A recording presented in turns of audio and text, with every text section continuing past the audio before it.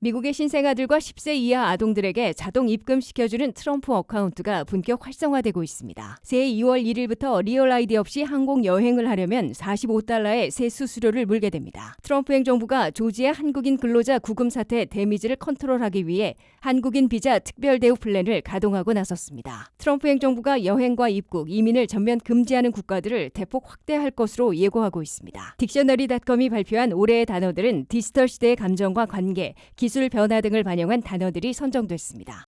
시청자 여러분 안녕하십니까? 워싱턴 뉴스 투데이입니다. 미국의 신생아들과 10세 이하 아동들에게 자동 입금시켜주는 트럼프 어카운트가 본격 활성화되고 있습니다. 델 컴퓨터 사주 부부가 10세 이하의 미국 시민권 아동 2,500만 명에게 1인당 $250씩 무상 지원키로 한 데 이어 트럼프 2기 임기 4년 동안 태어나는 신생아들에게는 $1,000씩 입금시켜주는 트럼프 어카운트가 내년 7월 4일 독립기념일에 공식 개설됩니다. 한면태 기자가 보도합니다. 미국서 태어나는 신생아들과 10세 이하 어린이들이 수백 달러에서 $1,000까지 자동 입금받는 시기가 현실화되고 있습니다. 도널드 트럼프 대통령이 두 번째 임기를 전후한 2025년 1월 1일부터 2029년 1월 1일 사이에 미국서 태어나는 신생아들에게 재무부에서 1인당 $1,000씩 자동 입금시켜주는 제도가 트럼프 어카운트입니다. 두 종류로 시행하게 된 트럼프 어카운트는 법제화된 기준을 적용하는 것은 같지만 지원 대상을 달리하고 있습니다. 첫째, 트럼프 어카운트의 공식 시행을 앞두고 델 컴퓨터의 사주 부부인 마이클과 수전 델 부부가 10세 이하 미국 어린이 2,500만 명에게 1인당 $250씩 자동 입금시켜줄 수 있게 62억 5천만 달러를 전격 기부했습니다. 델 부부 기부금으로 2016년부터 2024년 사이에 태어난 10세 이하 미국 어린이들 가운데 소셜 번호를 갖고 있는 합법 거주자이고 가구 소득이 15만 달러 이하인 2,500만 명이 1인당 $250씩 자동 입금받게 됩니다. 트럼프 어카운트가 아직 활성화되지 않았기 때문에 내년 7월 4일 액티베이트된 이후에 입금될 가능성이 있습니다. 델 컴퓨터 사주 부부와 같은 기부금이 크게 확산될 것으로 기대되고 있습니다. 둘째, 법적으로 신설에 확정된 트럼프 어카운트는 미국 독립 250주년이 되는 2026년 7월 4일에 공식 개설됩니다. 이때 부모나 후견인이 재무부로부터 통보받은 트럼프 어카운트 계좌를 액티베이트하면 신생아 1인당 $1,000나 자동 입금받게 됩니다. 트럼프 2기 임기인 2025년 1월 1일부터 2029년 1월 1일 사이에 태어나는 미국 신생아들로 본인도 소셜 번호를 부여받고 부모들도 소셜 스크립 번호를 갖고 있어야 1인당 $1,000를 재무부로부터 자동 입금받게 됩니다. 셋째, 델 기금으로 무상 지원받는 10세 이하 어린이들이나 2025년 이후의 신생아들로 트럼프 어카운트에 자동 입금받는 대상자들은 그 가족이나 제3자가 연간 $5,000씩 불입해 줄 수 있게 됩니다. 미국 정부는 트럼프 어카운트에 쌓이는 금액을 주식시장 등에 대신에 투자해서 수익을 늘려주게 됩니다. 매칭 펀드로 미국 신생아나 어린이들이 성인이 된 후에 찾아 쓸 수 있는 인생 투자금으로 만들어 주겠다는 취지입니다. 넷째, 트럼프 어카운트에 입금되는 지원금은 아무 때나 마음대로 꺼내 쓸 수는 없고 18세 생일이 지난 후 전체에서 절반을 학비나 첫집 마련 다운페이먼트, 창업 등 지정된 목적으로 꺼내 사용할 수 있게 됩니다. 이어 25세에서 30세 사이에는 전액을 인출할 수는 있으나 승인받는 목적으로 사용할 수 있습니다. 30세가 넘으면 트럼프 어카운트에 있는 모든 돈을 꺼내 아무 곳에나 쓸 수 있게 됩니다. WKTV 뉴스 한면택입니다. 새해 2월 1일부터 리얼 아이디 없이 항공 여행을 하려면 $45의 새 수수료를 물게 됩니다. 리얼 아이디를 서둘러 마련하거나 국내선이라도 영주권 카드, 미국 여권 또는 여권 카드 등을 소지해야 새 신원조의 수수료를 물지 않게 됩니다. 5월 초부터 시행에 돌입한 리얼 아이디를 소지하지 않고 항공 여행에 나설 경우 새해 2월 1일부터는 새로운 45달러의 수수료를 물게 됩니다. TSA 항공안전청은 2026년 2월 1일부터 리얼 아이디를 소지하지 않고 항공 여행에 나서는 국내선 승객들은 45달러의 수수료를 물게 된다고 발표했습니다. 45달러의 새 수수료는 리얼 아이디를 소지하지 않은 항공 여행객들의 신분을 확인하는 절차에 드는 비용을 부과하는 것이라고 TSA는 설명했습니다. 리얼 아이디 없이 국내선 항공기를 탑승하려 할 경우 TSA의 컨펌 아이디 시스템으로 신원을 확인하는 절차를 밟게 되는데 시간도 걸리고 비용도 들어 수수료 45달러를 부과하게 된 것이라고 TSA는 밝혔습니다. 다만 리얼 아이디 첨단 운전면허증이 없는 사람들은 영주권 카드, 미국 여권이나 여권 카드, 한국 여권, 글로벌 엔트리, 국방부 아이디 등을 제시해도 수수료를 물지 않게 된다고 TSA는 밝혔습니다. TSA는 현재도 항공기 여행객들의 94%는 리얼 아이디나 여권 등으로 탑승 수속을 하고 있다고 말했습니다.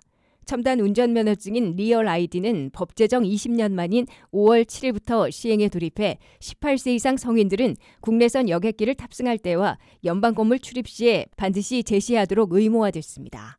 여기에 리얼 아이디를 발급받지 않았거나 국내선 탑승 시 소지하지 않은 경우 자체 신분 확인에 필요한 새로운 45달러의 수수료를 새해 2월 1일부터 부과하려는 것입니다.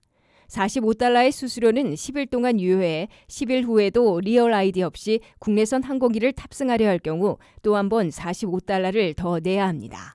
국내선 여행에서도 영주권이나 미국 여권, 여권 카드를 소지하는 것보다는 각주 DMV에서 리얼 아이디로 조속히 바꾸는 게 바람직해 보입니다.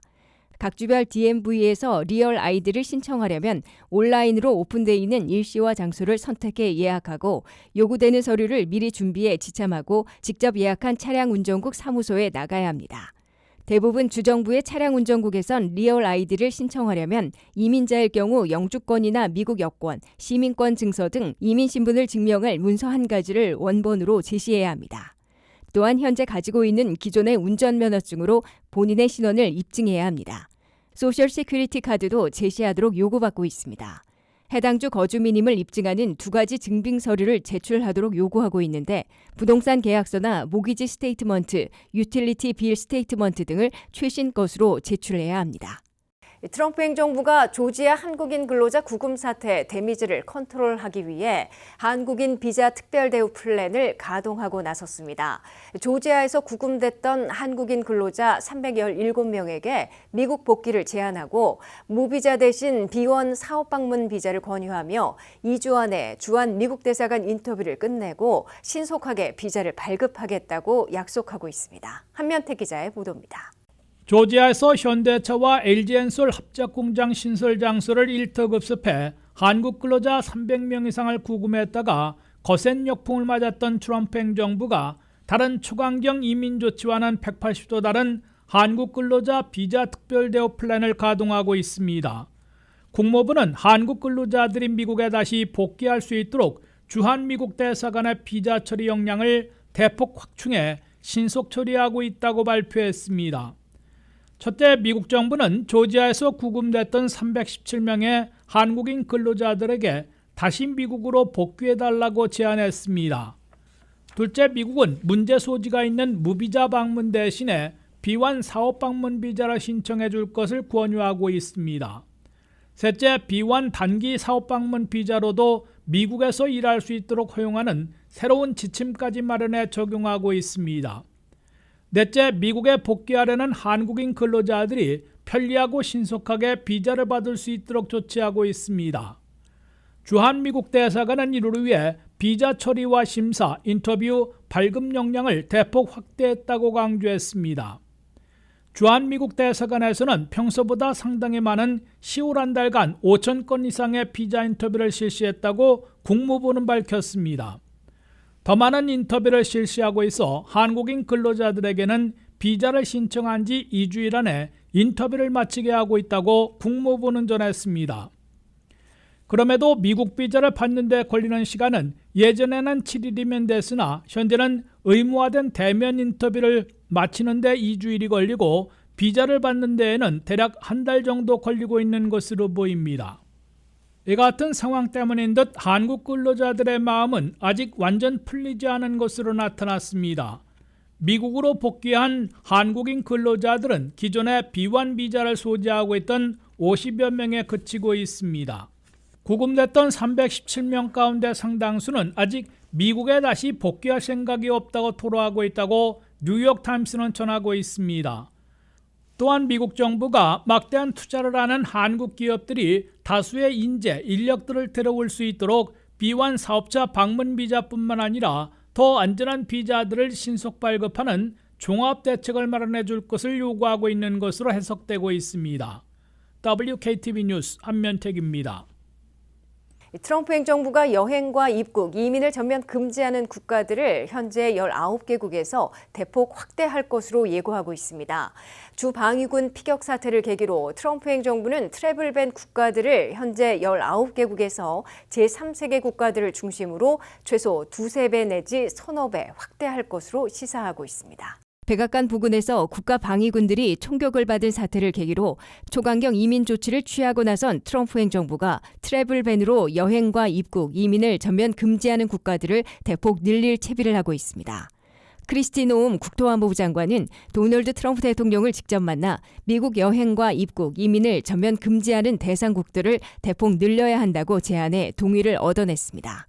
크리스티 노움 국토안보부 장관은 대통령의 회동 후 올린 SNS 글에서 살인자와 범죄자들, 복지 중독자 등을 보내고 있는 나라들을 여행 금지국으로 확대하게 될 것으로 경고했습니다. 트럼프 대통령은 국토안보부 장관의 포스트를 공유해 전폭 지지하고 있음을 분명히 했습니다. 현재 미국이 트래블밴으로 미국 여행과 입국, 비자와 이민을 금지시키고 있는 국가들은 19개국인데 이를 두세 배 또는 서너 배 대폭 확대할 것이란 예상이 나오고 있습니다. 지난 6월 초 백악관이 공표한 트래블밴 19개국 중에서 아프간, 미얀마, 하이티, 이란, 리비아, 소말리아, 예멘 등 12개국은 전면 금지국들이고 쿠바, 라오스, 베네수엘라 등 7개국은 부분 금지국들입니다. 여기에 트럼프 대통령이 영구 이민 금지 대상으로 언급한 제3세계 국가들은 주로 아프리카와 동남아시아 지역의 국가들로 대략 70개국으로 분류되고 있습니다.